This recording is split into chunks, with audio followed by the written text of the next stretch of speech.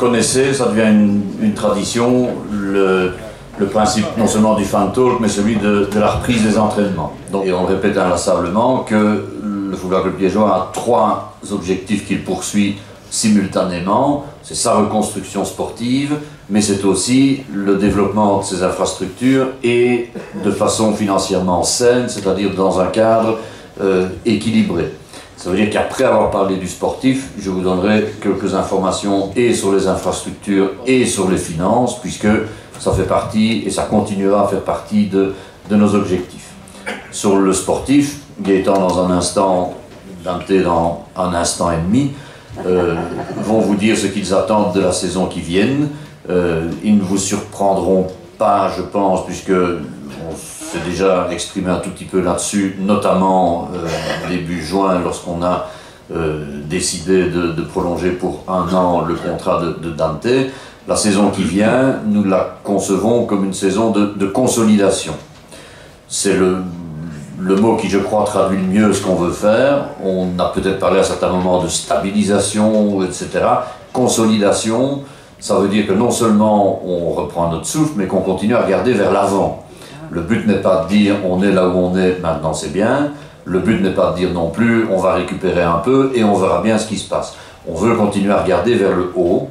On voudrait faire une entrée correcte dans cette division, ça veut dire non seulement jouer le plus haut possible, mais continuer à prouver que nous savons construire et que le but est de nous préparer pour les étapes suivantes. On ne va pas faire les malins, on ne va pas arriver comme certains l'ont déjà fait jadis dans d'autres divisions en disant hein, regardez-nous bien, on ne fait que passer, on va passer vite. C'est pas ça qu'on veut dire, y compris parce qu'on n'a pas les moyens financiers que le Berscott avait quand il est arrivé dans cette division. Donc on ne va pas faire les malins, on ne va pas apprendre aux autres qui sont parfois dans cette division-là ou qui étaient en division 2 depuis 10 ans ou 15 ans, on ne va pas dire qu'on va leur apprendre à jouer au football. Par contre, on veut tout mettre en œuvre pour construire et être capable, le moment venu, et le plus tôt sera le mieux, de franchir l'étape suivante qui est l'accès au monde professionnel. Ça reste l'ambition à terme du club, et ça reste l'ambition à terme du club, pas sur un éclair, on se paye un petit moment de plaisir, on monte une fois en division 1 et puis on redescend en état de faillite ou de mort clinique. Ça, c'est pas l'intention. Le but, c'est, lorsqu'on le fait, d'être prêt à le faire et d'être prêt à y rester. Donc ça, on refusera pas quelque chose qui se présente, mais dire on monte, on achète une équipe de toutes pièces pour monter et puis on verra bien ce qu'on fait après, ça c'est pas tout à fait la mentalité du club. Et un de mes 2 voisins, sinon les 2, et sinon je le ferai moi-même, mais je vous expliquera que dans le groupe de cette année, il y aura 3 joueurs qui viennent de l'école des jeunes, et pas juste pour la galerie, mais y compris parce qu'on croit en eux et qu'ils ont fait une excellente année en P2 l'année dernière et qui donnent l'occasion de penser qu'ils ont les moyens d'être des joueurs tout à fait corrects dans notre noyau. Et on se dit que si on ne le fait pas cette année, ben on ne le fera pas quand on voudra absolument monter dans le monde professionnel et on ne le fera pas quand on y sera monté. Donc, pas d'impatience, ne pas brûler des étapes, mais construire sur une pyramide qui a pour base l'école des jeunes, ça veut dire à un moment donné, donner aussi la chance, et une vraie chance à nos jeunes. Et donc c'est quelque chose qu'on fera, y compris cette année. Bonjour à tous. Ben voilà, nouvelle saison, nouveau départ, nouvelle chance pour tout le monde, pour tous les joueurs du groupe. Ce qui vient de se terminer et qui s'est bien terminé avec la montée qu'on attendait depuis quelques temps. Et enfin d'arriver dans la division où je pense que le club avait sa place depuis longtemps, c'est-à-dire une division à une marche du monde professionnel. Que donc on est là, mais que c'était il y a quelques semaines. Maintenant on doit se concentrer sur ce qu'il arrive et on n'a pas beaucoup de temps au football. Les matchs avec enjeu arrivent très vite et il faudra qu'on soit prêt très tôt dans la saison, parce que je pense qu'on a un calendrier, on doit jouer contre tout le monde, mais qui en début de saison est assez difficile. Donc il va falloir que tout le monde soit prêt directement et montre qu'on a eu raison de faire confiance à tous les joueurs du groupe. Comme le président vient de le dire, on on est là pour une période de stabilisation et essayer de continuer à professionnaliser le club, que ce soit au niveau des infrastructures, mais ça c'est pas trop mon domaine, mais par contre au niveau sportif aussi, qu'on doit essayer de plus en plus de s'entraîner comme des pros, d'avoir des joueurs qui ont le potentiel pour être pros. Et donc c'est ce qu'on a essayé de rechercher dans ce mercato, qui est différent de celui de la saison dernière. La saison dernière, on avait l'obligation et on devait absolument faire tout ce qu'il fallait pour essayer de faire une différence, comme on a su le faire en fin de saison, c'est-à-dire d'avoir parfois des joueurs qui, sur une saison, n'ont peut-être pas été brillants, mais qui, au moment où il fallait, étaient présents et nous ont fait monter. Maintenant, c'est un peu différent. On va essayer de construire une équipe pour, d'ici 2-3 ans, être vraiment compétitif pour essayer d'atteindre ce monde professionnel. Donc voilà, le profil des joueurs qu'on a recherché sont des joueurs qui ont déjà montré quelque chose à ce niveau-là, des joueurs dont on pense qu'ils ont le niveau pour aller plus haut, et qui vont être prêts à travailler en début d'après-midi et en début de soirée pour s'entraîner et avoir le niveau qu'on devra avoir pour cette division. C'est pas pour faire peur à vous faire peur ou faire peur au staff, à tout le monde, mais je pense que la division à laquelle on va être est vraiment différente et nettement plus difficile que ce qu'on a connu. On a des équipes flamandes qui ont pas mal d'expérience, qui ont de l'ambition, qui ont des moyens, qui, quand elles vont jouer comme contre Liège, joueront un des gros matchs de la saison, donc ce ne sera jamais facile pour nous.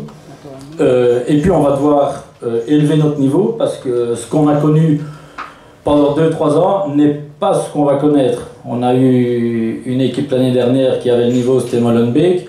On en a peut-être eu une ou deux au tour final. Mais par contre, les autres équipes n'avaient pas le niveau des équipes qu'on va rencontrer cette année. Donc voilà, on est tous conscients que ça va passer par le travail, le sérieux. Tout ce qu'il y a au niveau de l'encadrement ne change pas mais doit s'améliorer. Donc voilà, on doit continuer à travailler tous à tous ces niveaux-là. Donc on va faire un peu le tour du noyau maintenant. Donc au niveau des gardiens, Kaku sera le numéro 1. Le deuxième sera Kremer. Donc c'est un jeune joueur qui était chez nous il y a 2-3 ans, qui a eu la chance d'aller à Virton, qui était à ce moment-là une division dessus, et donc qui nous a quittés pour 1 an ou 2, mais qui depuis fin de saison dernière est chez nous. Donc on a pleine confiance en ces 2 joueurs qui sont passés dans les équipes de jeunes ici et qui ont déjà montré à ce niveau-là qu'ils avaient le niveau pour être bons et pour, espérons-le pour eux aussi, aller plus haut encore dans le futur. Au niveau de la défense, donc il y a Ligo, Giargiana, Massa, Winan, Van de Bonn, Van de Nakerbreken et Dostio. Donc ce sont tous les joueurs qui évolueront aux 4 ou 3 ou 5 positions défensives, ça dépend un peu comment on joue. Et il y a des solutions de rechange pour chaque poste. Donc là je crois qu'il y a de l'expérience, de la jeunesse, et de l'envie encore de progresser. Donc il y a tout ce qu'il faut au niveau défensif. Au niveau milieu défensif, milieu relayeur, il y a donc 4 joueurs, Niankou, Teruel, Reciputi et Electeur, qui ont plus ou moins le même profil avec un peu des qualités différentes et des petites choses qui peuvent apporter un plus offensivement, d'autres un peu plus défensivement. C'est plus le cas de Niankou et Teruel qui sont plus défensifs. Reciputi et Electeur sont plus les relayeurs, capables de défendre et d'apporter un plus devant. Au niveau des milieux offensifs, pour le moment il y a Marianne, Brugman et Mouchard. Donc ça, ce sont des joueurs qui peuvent aussi bien évoluer sur les flancs que derrière un attaquant. Et enfin, comme attaquant, il y a Bangura, Senakoukou et Kabeya, qui sont également capables de jouer à un seul attaquant, à 2 ou d'évoluer sur les flancs. Ce qui a été recherché au niveau offensif sont surtout des joueurs avec de la vitesse. Je pense que tout le monde a vu la Coupe du Monde. Et depuis quelques années, ce qui fait la différence en football, ça se fait au niveau de la reconversion. Et donc c'est d'essayer d'aller le plus vite possible au moment où on récupère le ballon, de se projeter le plus vite possible vers l'avant. Et donc pour se projeter le plus vite possible, il y a besoin de joueurs qui ont de la vitesse, qui ont de la profondeur. Et c'est donc ce qui a été recherché. On va également, comme je l'ai dit, avoir des matchs difficiles. Donc je crois qu'une bonne organisation avec quelques joueurs capables sur quelques actions sur une mi-temps d'aller porter le danger dans le camp adverse, c'est une arme assez importante dans le football moderne. Donc voilà, on a, je pense, des qualités assez pour jouer la colonne de gauche et pour faire les meilleurs résultats possibles dans les gros matchs et montrer qu'on a le niveau de certaines équipes. C'est sûr que sur la durée d'un championnat, c'est plus difficile quand on monte des divisions. Mais voilà, je crois qu'on a les arguments pour prétendre une place dans la colonne de gauche et essayer de terminer le plus haut possible avec de bons résultats, avec de bonnes prestations à domicile, puisque je crois que quand vous venez au stade, c'est pour voir une équipe qui va de l'avant et qui essaye d'inscrire des buts. Bonjour à tous.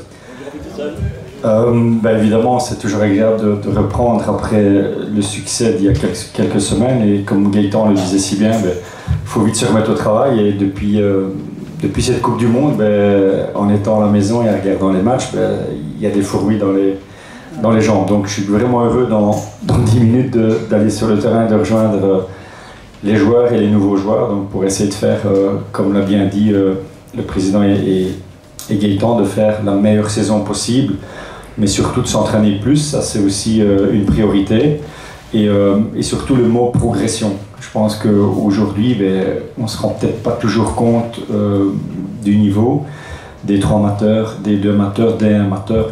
Inévitablement, il y a vraiment de la différence, et après encore monter dans les 24 équipes professionnelles, c'est encore beaucoup plus compliqué. Mais ça sera un petit peu pour plus tard, puisque cette saison, elle est surtout basée sur, je dirais, le maintien, la stabilisation, on peut dire tout ce qu'on veut, mais avant tout, on a envie de prendre du plaisir. Si on vient au foot, si on vient s'entraîner dans une demi-heure, c'est aussi pour prendre du plaisir, mais très sérieusement aussi, puisqu'on est quand même à un niveau où le club devrait ou doit être depuis quand même plusieurs saisons. On y est arrivé via le tour final avec beaucoup d'émotions et beaucoup de soutien de la part du public. Et donc ça booste aussi les joueurs de voir le stade comble. Et vraiment, j'espère que tous les matchs à domicile vont être dans le même état d'esprit.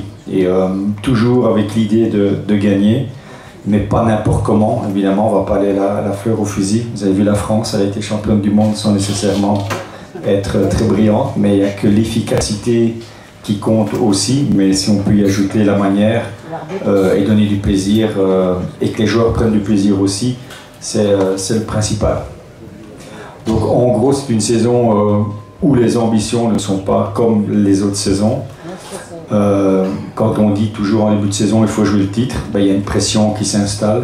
Certains l'acceptent facilement, ils savent vivre avec, et d'autres un petit peu plus difficiles. Mais grâce au noyau que le club a mis à la disposition l'année passée, on est arrivé à nos fins avec un tour final, et aussi de faire progresser, puisqu'il va y avoir des jeunes de l'école des jeunes, et parfois, je vais dire, perdre un match, ça peut arriver dans le football tant qu'on a tout donné. Et après, si c'est avec des jeunes, il n'y aura pas de frustration de ce côté-là. Il faut aussi avancer pas à pas et ne pas non plus, comme l'a dit le président, faire tout et n'importe quoi et que le club se mette en difficulté parce qu'il y a eu des mauvais choix. Donc je ne pense pas que ce soit cette idée-là. Et donc au niveau sportif, le noyau est là aujourd'hui pour faire les meilleurs résultats possibles, donner beaucoup de confiance aux joueurs, parce qu'en fait, quand vous êtes mené à la mi-temps, où c'est toujours 0-0, vous devez vite réfléchir, parce qu'il reste 45 minutes, parce qu'il fallait absolument gagner les matchs l'année passée. Et donc il y a une pression qui s'installe, on tombe dans un cycle vraiment où on doit pousser tout le monde au maximum, ce qui ne sera peut-être pas le cas cette année, mais Gagner un maximum de matchs sera la priorité. Bon, se maintenir le plus vite possible, ce serait idéal. Donc très très vite et puis toujours engranger des victoires et essayer d'aller le plus haut possible. Voilà, moi c'est mon idée de base pour cette saison et surtout progresser et prendre du plaisir. Quelques semaines, on va donc récupérer Houillonne. Ça nous semblait important pour plusieurs raisons. Une raison en est que tant qu'à plonger nos racines, eh bien, récupérons aussi celles qu'on avait laissées traîner là-bas. Je sais que bon nombre d'entre vous avaient vécu comme un déchirement le fait que dans la faillite de Thiers, pour l'appeler par le nom qu'on lui donne, eh bien, on s'était fait expulser de là-bas et un club, appelons-le rival, avait repris le site, l'avait repeint à son nom, etc. On en a beaucoup souffert. Eh bien, on rentre chez nous, on le récupère, on va le remettre en état et on va le remettre en rouge et bleu. Par ailleurs, on était déjà un peu à l'étroit ici. Vous avez vu l'état des terrains synthétiques, ils sont anormalement usés pour leur âge. Deuxièmement, on est y compris à l'étroit dans les vestiaires. Et troisièmement, malgré ça, malgré donc le fait qu'on est déjà à l'étroit, on avait refusé des jeunes. Ce qu'on n'aime pas faire. Et ça ne veut pas dire que c'est journée porte ouverte toute l'année, mais on n'aime pas quand des gamins disent, ou quand des parents de gamins disent, on a toujours été supporters de Liège, on voudrait jouer ici, de dire non, il n'y a plus de place. Hein, c'est pénible. Donc le fait d'aller à Houillonne nous permettra d'avoir de l'espace et nous permettra d'avoir réellement deux sites. Un en herbe, le principe étant que les entraînements se feraient en général là-bas, et un site pour les compétitions, pour les matchs du week-end. Et en sachant qu'on peut évidemment, selon notamment les conditions météorologiques, etc., on peut évidemment utiliser à plein le fait d'avoir deux sites. Donc, il nous semblait qu'en termes de consolidation, ça nous permettait non seulement psychologiquement de marquer un point important, de régler un compte avec le passé, mais en plus, on avait besoin de ce site pour pouvoir continuer à grandir et avoir une école des jeunes qui continue à se développer. Ça coûtera de l'argent, hein, c'est pas gratuit, ni de remettre le site en état, il était à l'abandon depuis plusieurs années, ni de le faire fonctionner, mais on a estimé que c'était une dépense qui était en réalité un investissement et que ça nous permettrait en effet de continuer à faire croître notre école des jeunes. En insistant bien sur le fait, et peut-être que ça devance l'une ou l'autre question qui pourrait venir tout à l'heure ou qui ne viendra pas tout à l'heure, mais qui avait animé les réseaux sociaux à un moment donné, en insistant bien sur le fait que avoir une école de jeunes pour avoir des gens qui sont avec nous jusqu'à 16-17 ans et puis leur dire à ce moment-là qu'il n'y a pas de place pour eux parce qu'on a trop d'ambitions sportives pour eux, ça ne sert à rien. Ça permet de dire ok, on fait du social et puis on gagne des matchs en interrégionaux et tout le monde est content, mais à un moment donné ça doit servir le club, y compris l'équipe première, et c'est la raison pour laquelle dans la liste que Gaëtan vous donnait tout à l'heure, si vous avez compté, il y a 21 joueurs expérimentés et il y a 3 jeunes, donc il y a un noyau de 24. Et dire à des jeunes, tu as la confiance du club, mais il y a un noyau de 24 joueurs devant toi, donc vous êtes 25e, 26e, 27e, ça n'a évidemment pas beaucoup de sens non plus. Donc c'est vraiment le moment ou jamais de dire, voilà, on crée des passerelles et on construit des ponts entre l'école des jeunes et l'équipe première, et tout le monde va contribuer à cela. Retrouver Houillonne, retrouver un deuxième site digne de ce nom, eh bien c'est aussi une façon de progresser. Au rayon infrastructure, il y a évidemment le stade qui se retrouve assez haut dans nos priorités puisque nous savons qu'on ne pourra plus monter sportivement si on n'a pas le stade. Donc j'ai envie de dire que tant qu'on était en deuxième amateur, certains d'entre vous ne s'en privaient pas de dire qu'on arrête de parler d'un stade, il faut d'abord une équipe qui soit capable de monter en premier amateur. C'était peut-être vrai à l'époque, mais il n'empêche que maintenant, ce serait quand même un tout petit peu dommage d'arriver dans la situation où l'équipe fait le job sur le terrain, est en situation de monter, et où la question qui se pose à ce moment-là, c'est est-ce qu'on décline la montée ou est-ce qu'on demande pour aller jouer à Seraing, hein? Ça l'amusera, ou au Standard, si je veux provoquer encore. Donc je note qu'à l'unanimité, vous êtes d'accord. évidemment qu'il faut que ce dossier avance, et évidemment que le jour venu où le job est fait sur le terrain, on soit en état de le faire, y compris sur tous les autres points. Le point précis où en est le dossier de stade, c'est que on finalise les demandes de permis. Certains d'entre vous pourraient dire, tiens, est-ce que ça prend autant de temps de finaliser une demande de permis? Bien, la réponse est oui. Et pourquoi? Parce qu'on veut que le stade puisse être financé par le club, et ça veut dire qu'on n'attend pas un subside qui peut mettre 2 ans à arriver, avec, etc. Donc on veut pouvoir le financer nous-mêmes. Donc on est en train d'avancer, y compris sur le fonctionnement futur du stade, sur les revenus futurs du stade, pour être certain que ce qu'on imagine est faisable, et que ce qui est faisable se trouve déjà dans les plans. Parce que vous avez une alternative qui est de dire, je dépose les plans en disant, on verra bien, si on a une grande salle qui fait X dizaines de mètres carrés si on y met du fitness, par contre on en aura 4 petites si on met autre chose, etc.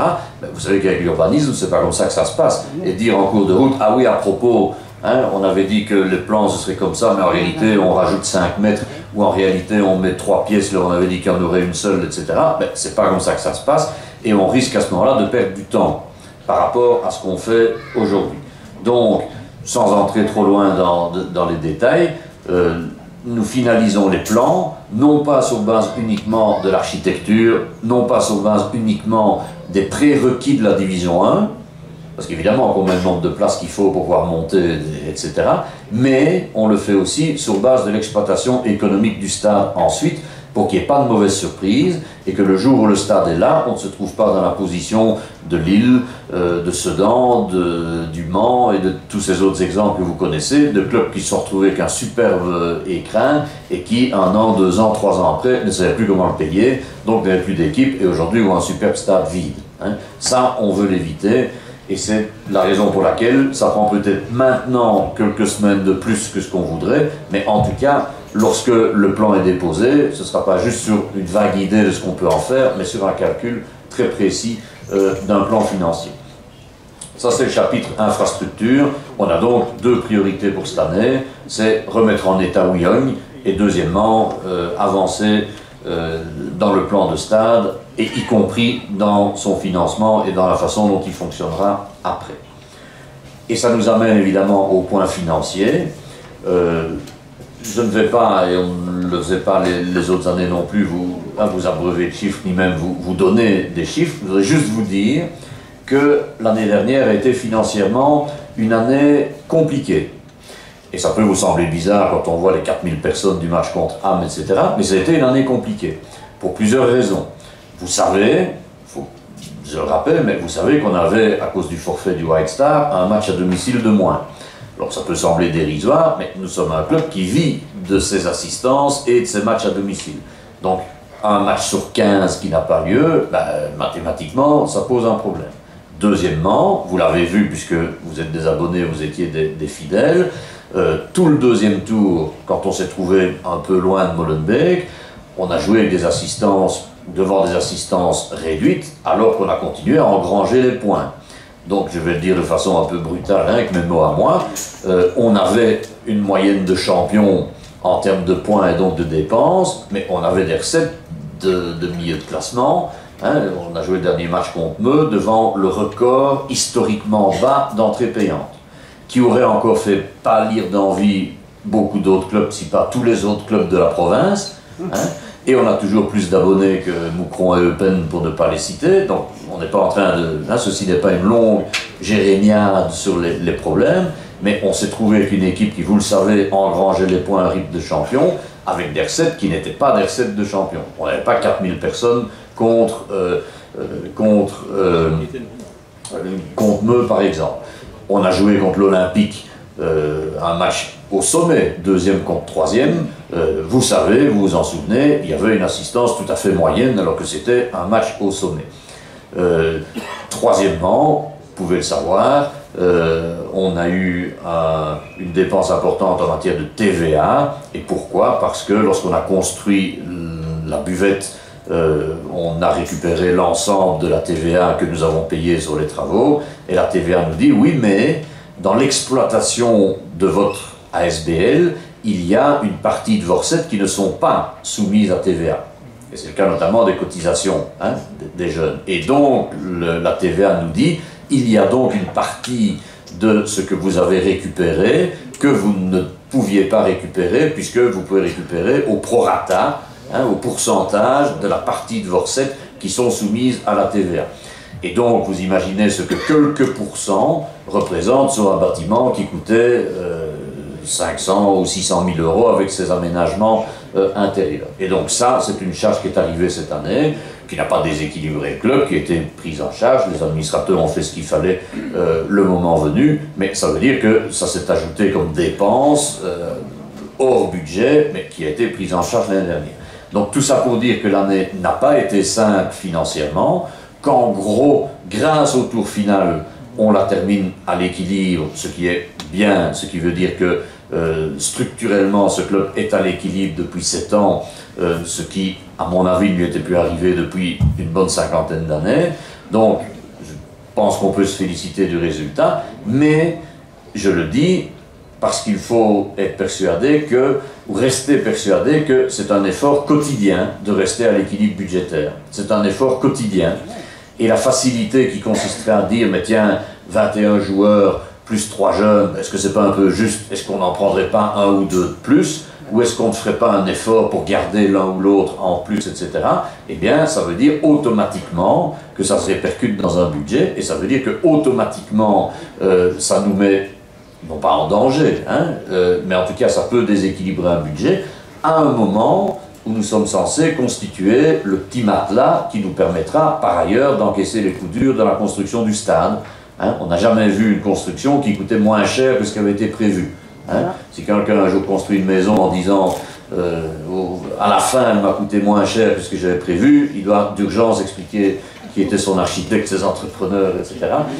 D'urgence, mais on sait très bien qu'il y a nécessairement toujours des surprises et qu'elles sont rarement bonnes. Donc nous on veut un matelas pour être capable de prendre en compte les mauvaises surprises, et donc qui dit matelas dit non seulement équilibre, mais même un peu mieux que l'équilibre. Et donc, c'est un effort quotidien, et je voulais vous signaler que la bonne nouvelle, c'est que votre club a à nouveau fini à l'équilibre l'année dernière. La mauvaise nouvelle, c'est que si certains s'imaginent, parce qu'il y avait 4000 personnes contre Ham, qu'on ruisselle sous l'argent ou qu'il pleut des poulets rôtis, eh bien, ce n'est pas tout à fait la situation.